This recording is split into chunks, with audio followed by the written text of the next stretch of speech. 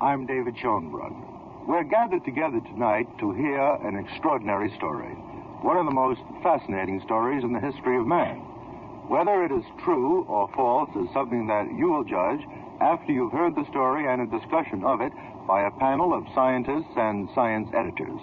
The story will be told by the two people who have lived it. First, Mr. Barney Hill and his wife, Betty Hill. Barney and Betty Hill are two of many Americans who claim to have seen an unidentified flying object, and two of perhaps 100 who claim to have been aboard a flying saucer.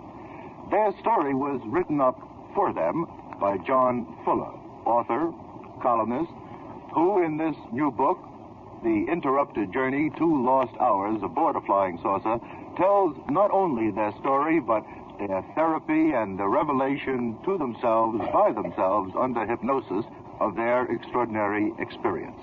And this will then be examined and discussed by a panel of experts. Let's now meet our experts. Dr. Leo Sprinkle, counselor and assistant professor of psychology at the University of Wyoming.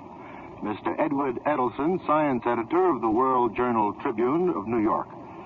Professor James McDonald, an atmospheric physics professor at the University of Arizona. Mr. Leon Jerriff, science editor of Time magazine.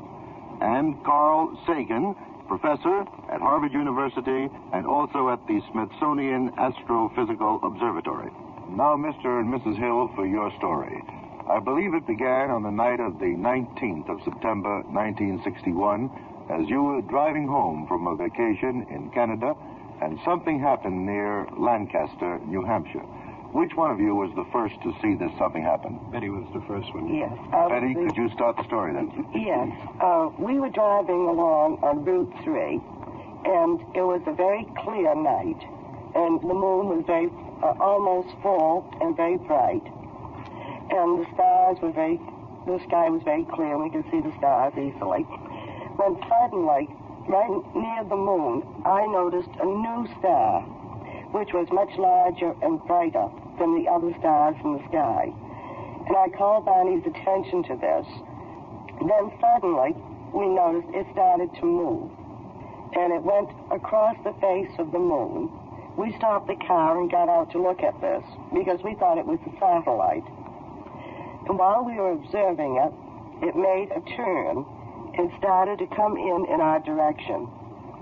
And at this point, we changed our minds, thinking that it must be a plane. We were driving along, and as it came in closer, I began to realize that it was not a satellite or a plane, that it was something that I had never seen before. Now, this was based on its maneuverability, the way it was flying. It was had a very erratic flight in the sky, and as it came in closer to us, it was sort of riding along on the ridge of the mountains. And then when we got in the area of Indian Head, it suddenly swung out over the highway in front of our car. At this time, I could see a row of windows around the edge and a red light on each side. And it was at this point that Barney stopped the car, and he decided to get out to get a good look at it and to identify it. So I got out of the car and took the pair of binoculars, 7x50 crescent of binoculars, and stepped away. And as I raised the binoculars, looking over the roof of the car from my position on the ground, the object shifted across the highway, where it now, in making the shift, it also had a descent motion that brought it to what I roughly estimated as about 100 feet in the air. And then I began walking across the highway into the field. I walked quite a distance in the field, and I saw what I thought were figures standing by this huge plate glass looking back at me. I couldn't believe it. I dashed back to the car screaming to Betty that, oh my gosh, I said, it's going to capture us, is what I said. There was a series of beeps, and then later there was another series of beeps. And Betty asked me if I now believed in flying saucers, and I told her, don't be ridiculous, of course not.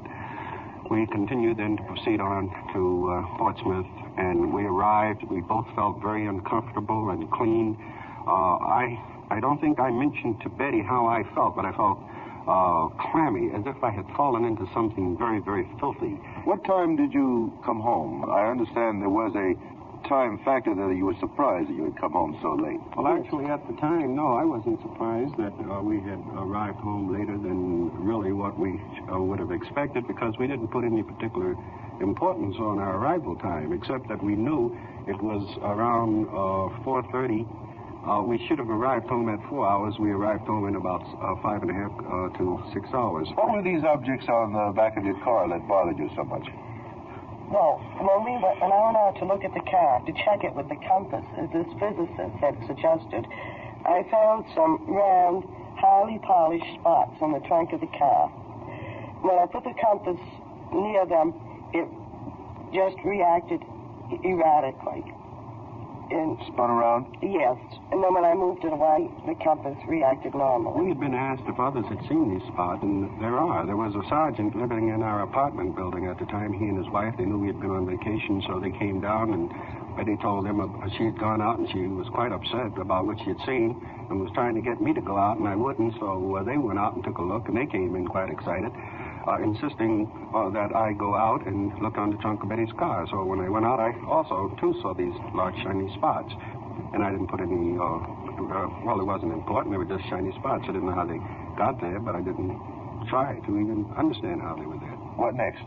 During the same period of time, well, about 10 days after the sighting itself, I had a series of dreams that lasted for about 5 nights. And these were somewhat upsetting and puzzling to me. At first, I thought of them only as bad dreams. But then when the scientists noticed that there was this period of time, then I began to wonder if my dreams might have been my way of trying to recall what had happened. What could you tell us now about what was in those dreams?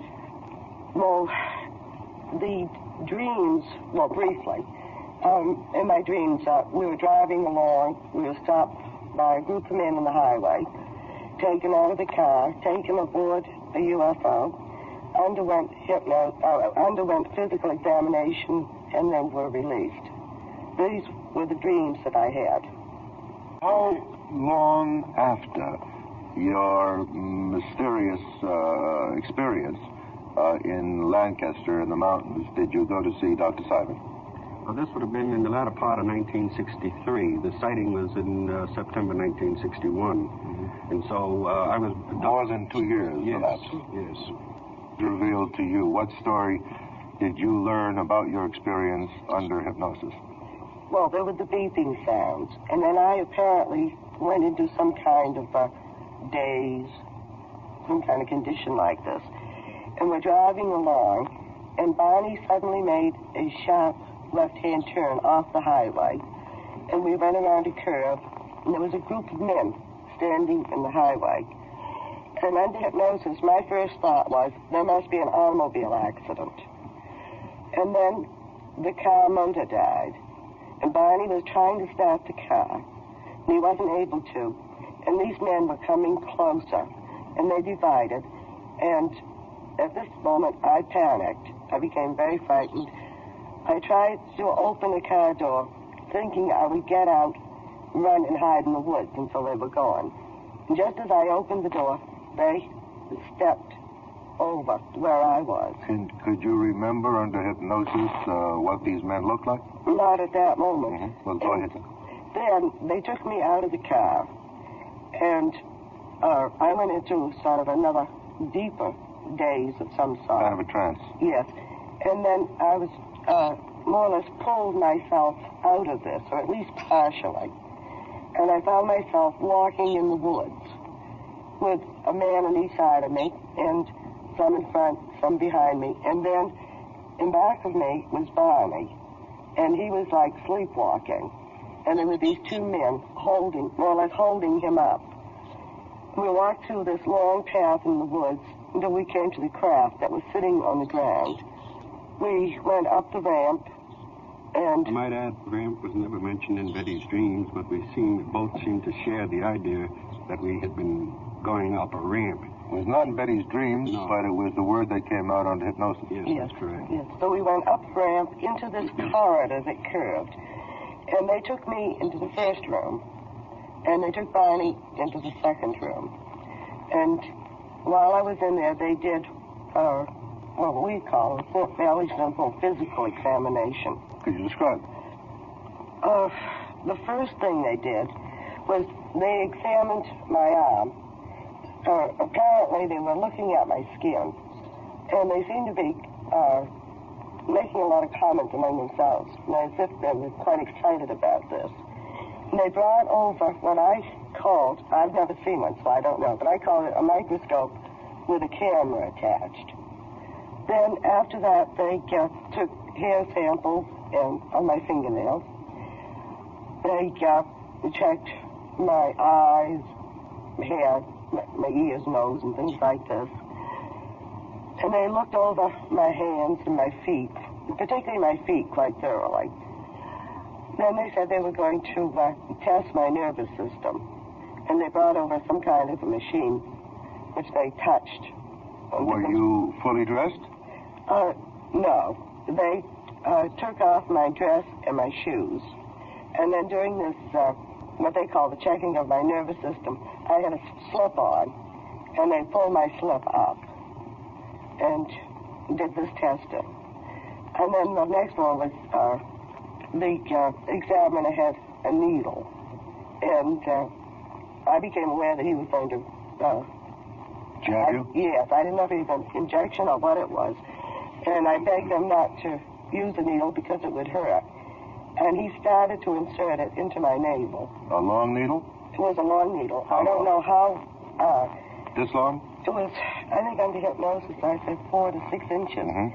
But I became badly frightened when I saw the needle. And then when I found they were planning to put it into my navel, I became very frightened. And I begged them not to do it.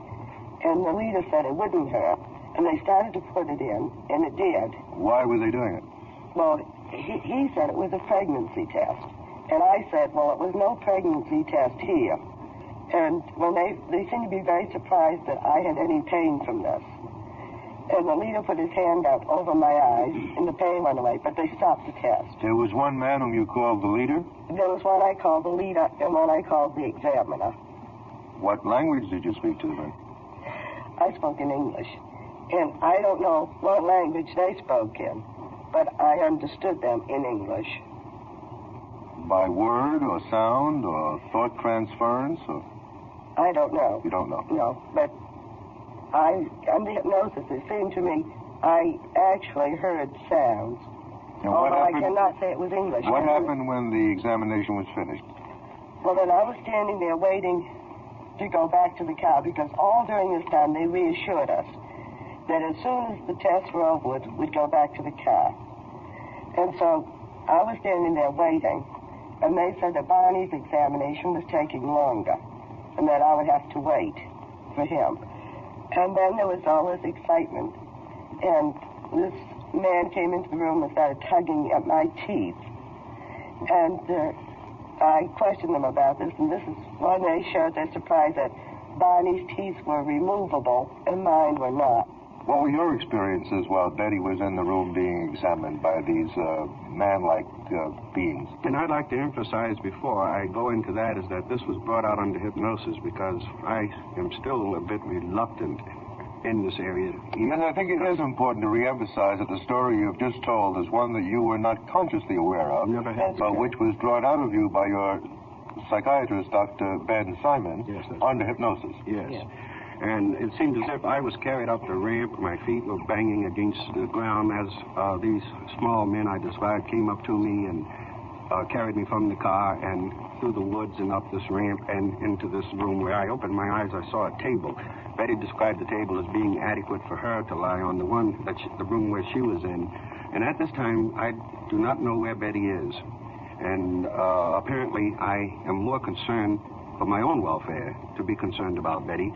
But the table that I described was small, and obviously the difference in our heights could be the answer. Well, how tall were these men?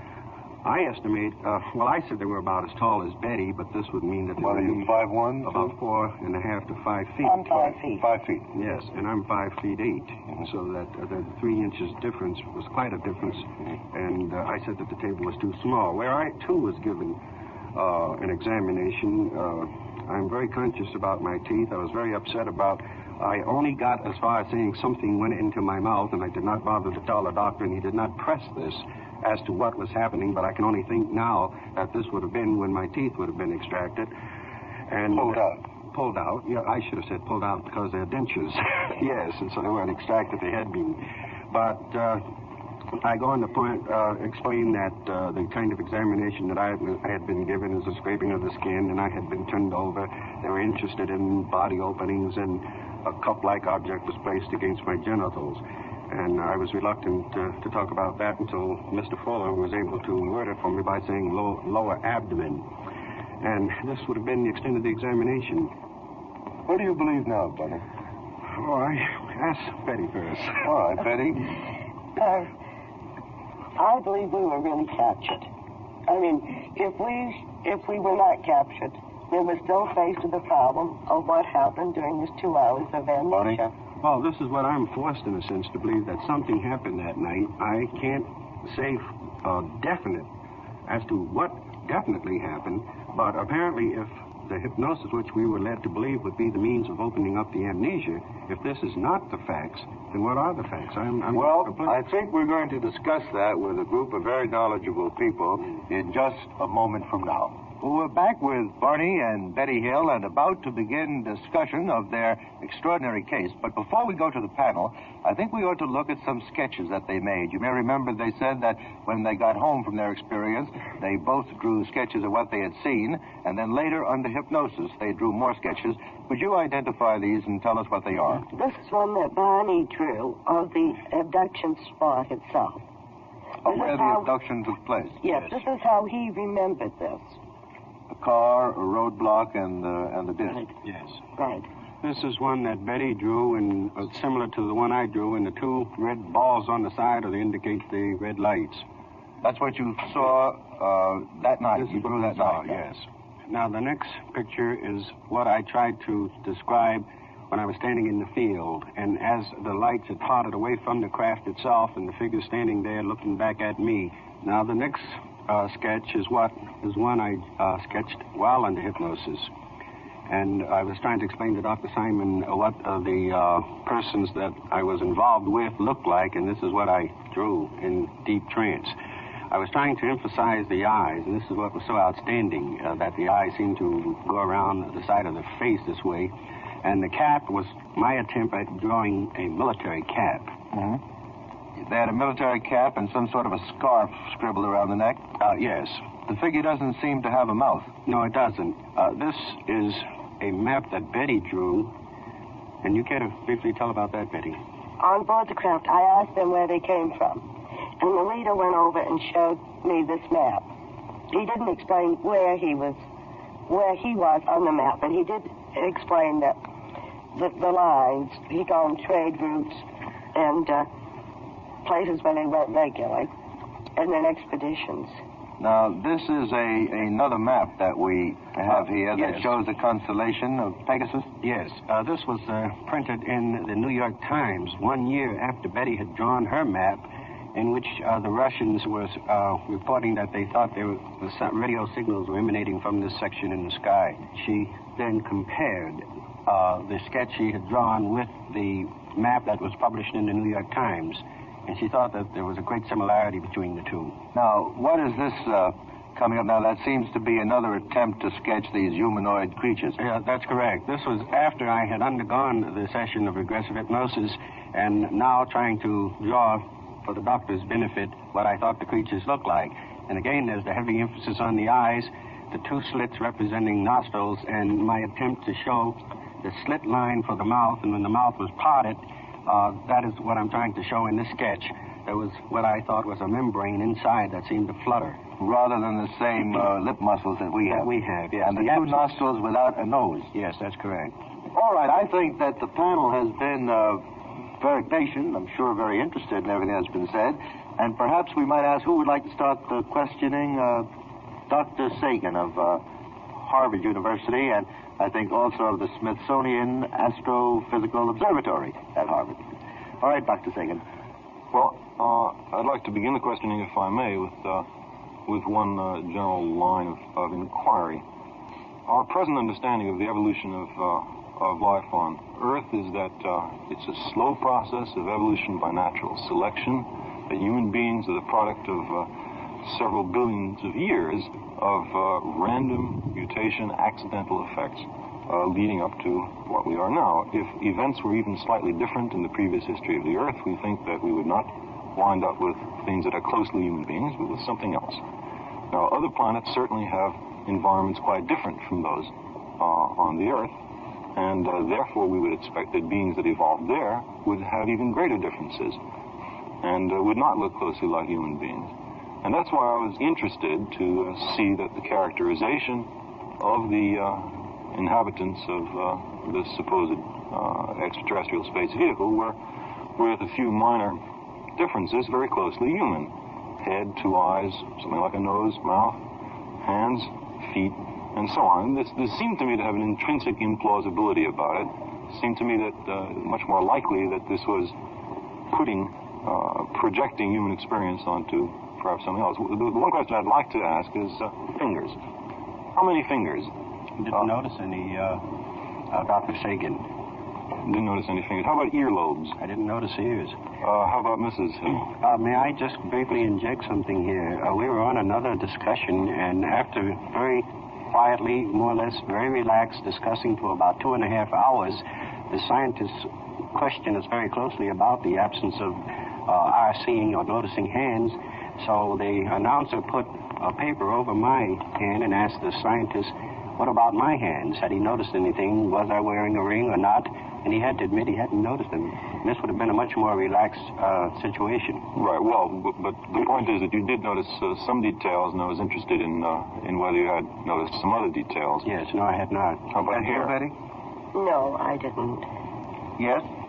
I think the thing that strikes me most is the fact that not only did these creatures breathe the Earth's atmosphere with no difficulty, but you were able to breathe the spacecraft's atmosphere with no difficulty. Is that a question? No, it's a comment. Well, that's all I can say. Did you notice any respirators or anything of that sort? Not from my position, no.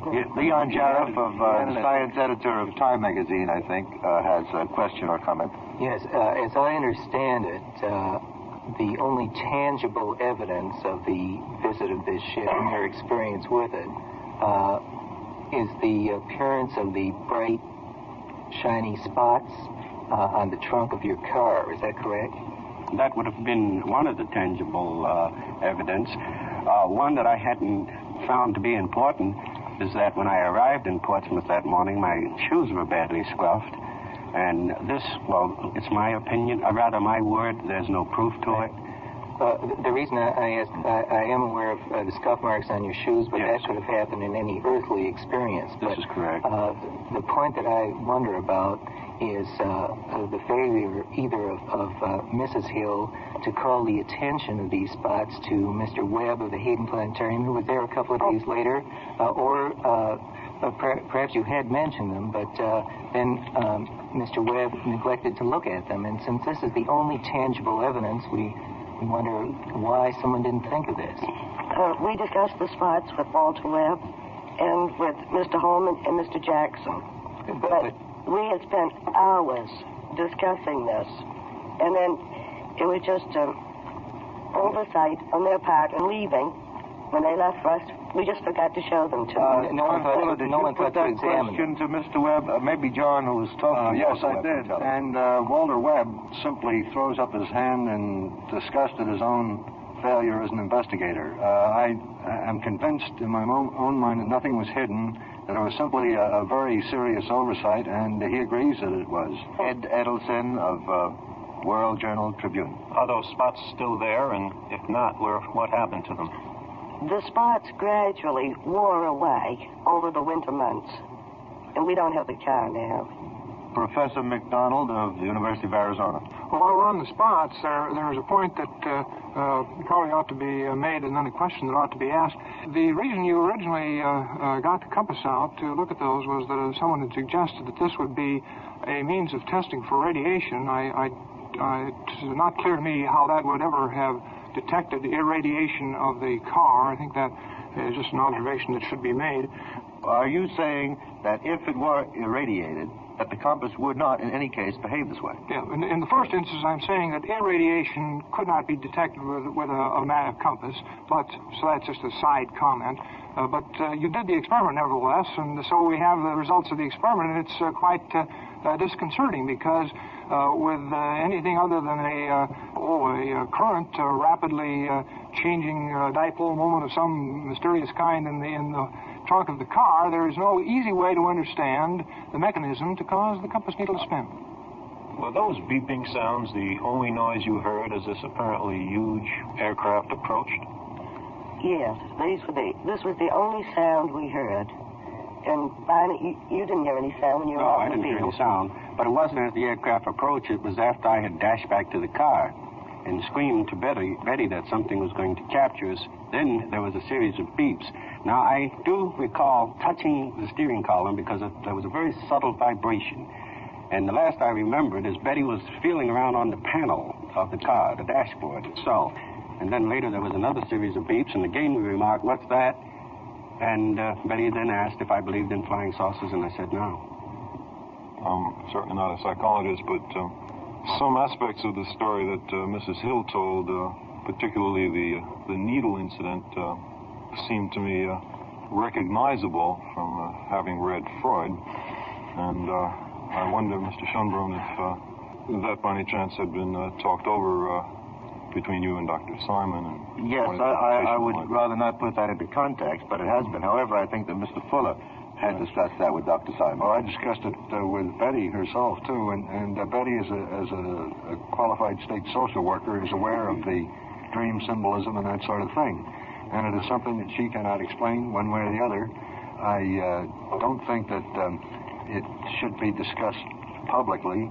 I do say that that facet of it has been completely and thoroughly explored, and Betty is fully aware of it as anybody else. May I add something? There's something that I've discovered since the hypnosis, and I don't know if this would apply to adults, but in hospitals, when it's necessary to obtain a blood sample from a small infant, it is done through the navel.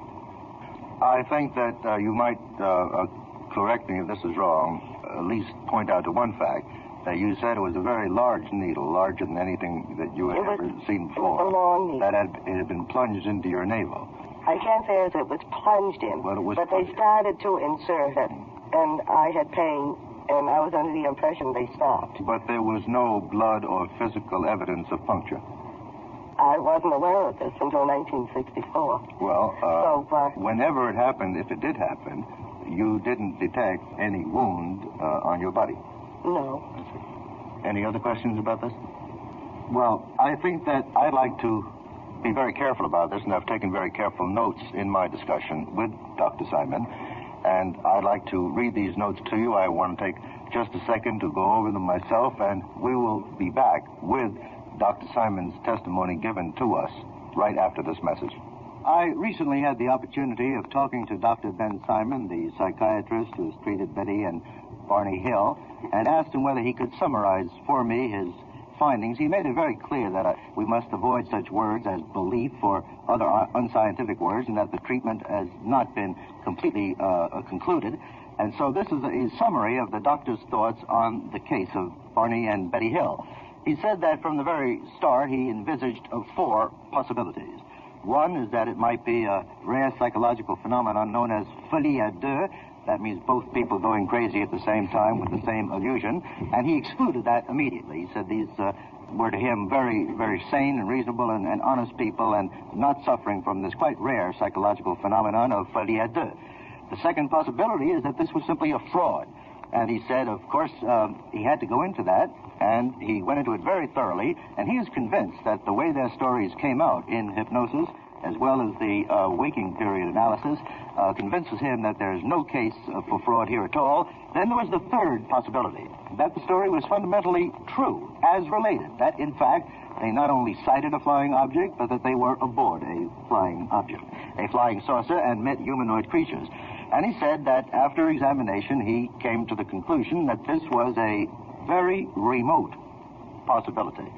And he said there were any number of evidences that pointed in another direction, which leads to the fourth possibility in his various hypotheses, which he calls the dream hypothesis. And that is that Betty, after the experience, had certain dreams, and that after a period of time, the dreams became reality. And the doctor pointed out that although under hypnosis, the patient always tells the truth, it is the truth as the patient sees and knows the truth himself, but it is not necessarily the ultimate non-personal truth. And the doctor said he found many evidences that there was a strong stimulus from the very first experience that you had in sighting this object, a very strong stimulus towards believing the existence of the flying saucer. And the doctor said to me, I do believe that they saw an unidentified flying object. And his final word on the subject is that there is very strong evidence of dream content, and that of all of the hypotheses that he examined, the dream hypothesis is the most likely one, and that is the burden of his present summary. Before we go on to discuss the very much broader subject, in which, of course, I think we're all interested, about the existence of intelligence creatures outside of Earth who have, in fact, an advanced technology and have been visiting Earth, before we go into that, I think in all fairness, I must allow John Fuller of the Hills to make some comment on the summary of what Dr. Ben Simon told me. The only comment I can make is this, that I spent weeks with Dr. Simon going over the tapes, listening, stopping, going, all that sort of thing. Naturally, it's a long, hard pull in this kind of situation, and there are many vacillations and many hesitations and many different points of discussion that come up. One of the main reasons why Dr. Simon had moved away from the fact of the actuality of this is because of the fact that he, of course, was not interested in the UFO story. And as a scientist, and I don't blame him, he would be inclined, because it is not documented anywhere in scientific history. And this is the main reason why I think it is most important that the scientific fraternity turn toward the masses of the other cases which are appearing right now, so that if a case like this comes up, there is at least some background and some foundation, some substance to make a judgment one way or the other on this. There's no doubt that there are a fair, small fraction of these sightings which remain unknown. That is very different from saying that the only possible explanation of these unknowns is that they're space vehicles from another planet. And if you look at the number of relatively obscure natural phenomena which have been identified, misapprehended as flying saucers, you see that nature is very complicated. And I wonder if it may very well be that there are things in the atmosphere of the Earth, things of a biological nature, things in particular involving atmospheric refraction, which can explain the category of unknowns. The mere fact that we don't know it means just that. It doesn't mean that an extraterrestrial visitation is the only possible explanation. I'd just like to point out that if these are visitors from another planet, they're going about this in a very illogical, let's say, unearthly way. Well, that's logical. Now, as Dr. Sagan has pointed out, the unidentifieds come in various different shapes, so apparently they've sent a whole fleet of these things here. They have gone to very great expense to come long distances, and yet somehow they don't want to open contact with us. They seem to delight in deserted places and in odd maneuvers. And I think one point Dr. Sagan mentioned in his book is that astronomers have been pointing telescopes toward the sky and taking pictures, many pictures, of the night sky, and there has been a singular lack of provable UFOs on those pictures. Even when, I might add, these sky surveys have been designed to look for rapidly moving objects, namely the study of meteors. Now, and I think this tends to explain the general skepticism of the astronomical community towards the flying saucer reports in general. Now, that doesn't mean that there aren't things up there that are unidentified. But let me reiterate again that unidentified doesn't mean extraterrestrial. It means we don't understand it. And I quite agree that there's something there to be found out. I think there's probably things meteorological, things geophysical, and almost certainly things psychological. Well, let me point out something there, and to go back both to the Hills case and to your remarks, Dr. Sagan. You suggest that a very small fraction of all the official cases, Project Blue Book of the Air Force, are unidentified. I've spent almost all of the summer, a good bit of the spring, about the last 6 months, in nearly full-time study of this whole problem, and then as part of that, been up to Wright-Patterson. Can't agree with either your remarks or the Air Force remarks, the Project Blue Book figures. When I went over case after case, and I dare say I've looked into about 150, 200 cases at Wright-Patterson alone, the discrepancies between the official categorizations, balloons, aircraft, birds, and so on, astronomical, meteorological, the discrepancies between the official categorizations and the content of the reports was, to me, and no other word could describe this, astounding. Dr. McDonald, despite these discrepancies that you found in reports, have you or has anyone else who has investigated this phenomenon seriously ever found a single piece of evidence? Hardware? Hardware. Not to my knowledge. Anything other than pictures or sightings? Not hardware. Certainly there have been many cases. I could probably sit here and think of a couple of dozen of instances where credible observers describe such artifacts, if you will, as indentations in the ground where a craft settled, scorched vegetation near which it was observed. But then has there been a scientific inquiry of these locations? There's been one case in which some people have agreed with the findings and some people have been skeptical. This is reported in the book by Cora Lorenzen. She and her husband, L.J. Lorenzen, are head of the Aerial Phenomena Research Organization, and they received a report from Dr. Fontes, who is a physician in Brazil, and the report describes fragments which supposedly came from a flying saucer which burst and then were analyzed. I can't comment on the report, how well it was done, but according to the conclusion, this would suggest it was of high-quality aluminum. Or magnesium, pardon me, higher quality than supposedly is possible in Earth laboratory. But there are other people who... Gentlemen, please forgive me for interrupting this very exciting discussion at this moment. We'll come back to it right after this message. We're back again with Professor McDonald, a professor of atmospheric physics at the University of Arizona. Sir, you said a moment ago that the subject requires considerable examination, rectification. Would you begin by telling us of how you first got interested and came to this opinion? Well, I've had a mild interest in this problem for perhaps a decade. My field is atmospheric physics, and a lot of the official explanations have centered around atmospheric physical phenomena, optical effects, and so on. And this led me, in 1954 or so, to begin checking cases in the southern Arizona area where I live and work. Let me take one case. This is now almost 10 years ago, a rather important case. Probably many listeners will remember when it was headline news. It occurred in Levelland, Texas, the night of November 2nd and the morning of the 3rd, 1957. It involved some very interesting phenomena. I've interviewed some of the people who were involved in it. I have a map here that will give us a little bit of a notion of the general geography.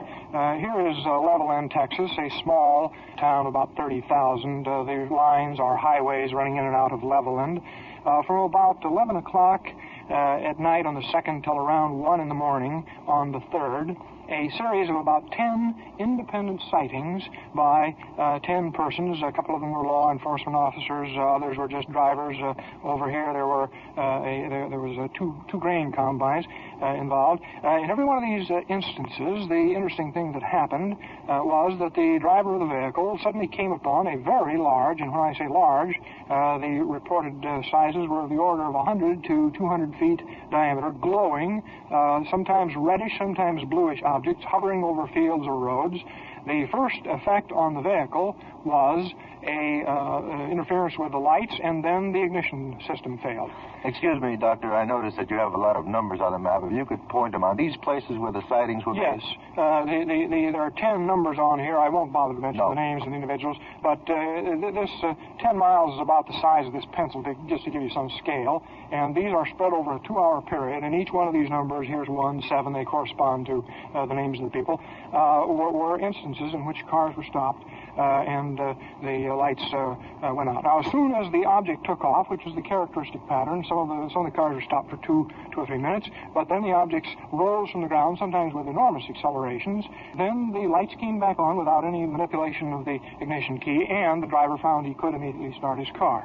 This was common to all of these cases. Now, the official explanation of this Levelland, Texas case, based on the Air Force handling of the Project Blue Book investigation, was that this was ball lightning. That's what accounted supposedly for these 200-foot diameter objects, plus wet ignitions, and that was the official explanation of why the car stopped. Now, we all know about the fact that cars, when they do get wet, don't usually start immediately. There's a bit of a problem there, but this is only secondary compared to what one finds when he looks, as I have, at the actual weather data for the case in question. Excuse me, sir, before we get there. If it were ball lightning, is it normal to have ball lightning of that size? And no. Would that ball lightning have the electromagnetic quality of stopping these engines?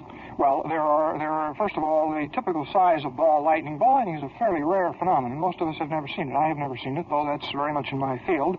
The foot in diameter is a typical phenomenon. But the cases of ball lightning that are on record are strictly limited to extreme thunderstorm conditions where you have an energy source, high potential, high gradient, and there is I am not aware of any case where a vehicle was stopped by ball lightning. I could not assert that it could not occur. Well, then this was the question. I discussed this problem with a colleague at Westinghouse who's expert in these problems. He said, well, maybe in the event of a really severe thunderstorm, you could scale up ball lightning to tens of feet, and maybe they made an error estimate of size. So I looked at the map, and I was quite startled as a person with meteorological training. Here's the map for the very time. This is 12 o'clock midnight, right in the middle of the Levelland, Texas That's a weather case. map. This is a weather map. These are the isobars. I think perhaps many persons looking on will be familiar with this from weather sessions. Here's the Gulf Coast, and the state of Texas is in here. Now, I'll point with my pencil to Levelland, Texas, which is in the Panhandle, and any of you who are familiar with meteorology will immediately be bothered by the fact that Levelland was being invaded by a large high-pressure area pushing down over the Great Plains. The nearest front was down near San Angelo, hundreds of miles away. The nearest rain was about 100 miles away. The weather report for the nearest stations involved only scattered clouds, and in Levelland area there were no stations at the time of the observation that even had any rain. 2 hours later, there was one station that had less than 1/100th of an inch, and here is the official explanation charging severe thunderstorms and wet ignitions. Utterly senseless, and when I asked the people at Wright-Patterson, they really had no very good answer, and all I can say is that in cases of this sort, an ad hoc explanation is almost pulled out of the blue. I have just seen it in too many instances to be happy with this. There are many very definite things that could be done in a scientific context to pursue this problem, and it badly needs that kind of attention, in my opinion. Thank you very much, Professor McDonald. We'll be back again in just a moment. We have heard the extraordinary personal story of Barney and Betty Hill and a much broader discussion of the phenomenon of UFOs by a panel of authorities, some of whom insist there are no visitors from outer space, some of whom are skeptical, and some of whom believe that the only explanation to fit the facts is that there are extraterrestrial visitors. Well, what are we to believe when the experts disagree? Speaking both for myself and for the editors of this program, we would say this: unidentified flying objects demand serious and immediate scientific attention. We would recommend 1, an immediate study in depth by university teams; 2, a pattern analysis by computer of existing data; and 3, the establishment of a UFO research center staffed by competent scientists. for ridicule is no longer appropriate. We did not write the words that I have just spoken. They are taken from a speech made in June of this year by Dr. J. Allen Hynek, chairman of the Astronomy Department of Northwestern University, and for the past 18 years, science advisor to the Air Force study of UFOs. We subscribe to his recommendations. But we would make one important addition, that the UFO Research Center be totally independent of government, but that it have the authority to examine Air Force data. This is David Schumberg. Good night.